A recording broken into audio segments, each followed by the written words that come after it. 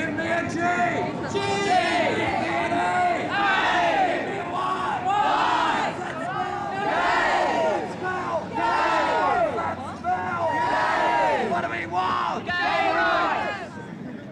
Last Saturday night's turbulent march through King's Cross marked the 9th anniversary of gay liberation's stormy birth. In June 1969, the habitués of a New York gay bar, which was constantly being harassed by police, burnt it down. The riots that followed culminated in a protest march 20,000 strong.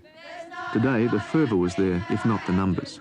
In fact, for most of the morning, the demonstrators, encircled and barred from entering the court, were actually outnumbered by police.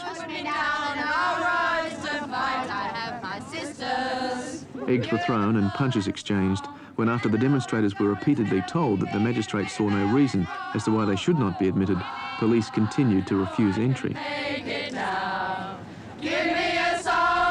Whilst demonstrators went through a repertoire of slogans, the court began remanding the 53 people arrested on Saturday night. But before midday, another 7 people were in jail. Will this type of confrontation achieve anything? Gay rights organiser Alan Hyde.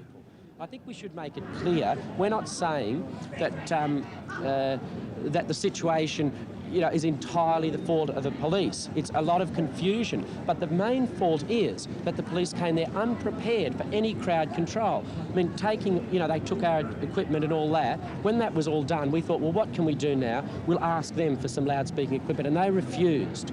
And they What do you think the chances of making any advances in your case are today or in the future if this sort of conflict situation is going to continue? Well, I mean, we just hope that this sort of conflict situation isn't going to continue.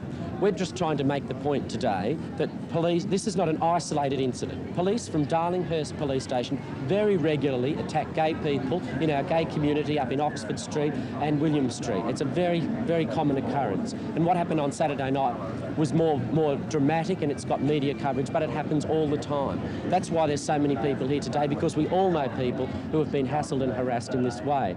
The gay community are pushing for decriminalisation, which would free them of the harassment and blind prejudice which they say is a part of their daily lives. The majority of homosexuals say their lifestyles today are punctuated by deception, compromise and fear. But then a recent poll indicated that of 2,000 people, less than a third were strongly against homosexuality. Could confrontation and conflict harm the gay cause? Senior lecturer in government at Sydney University, Mr. Dennis Altman.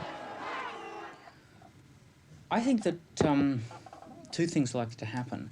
The first is that a lot of people, both homosexual and non-homosexual, are going to become more aware of the extent to which violence, or the threat of violence, is a very important part of oppressing homosexuals in our society at the moment. And the second is, I think, that more homosexuals are becoming angry.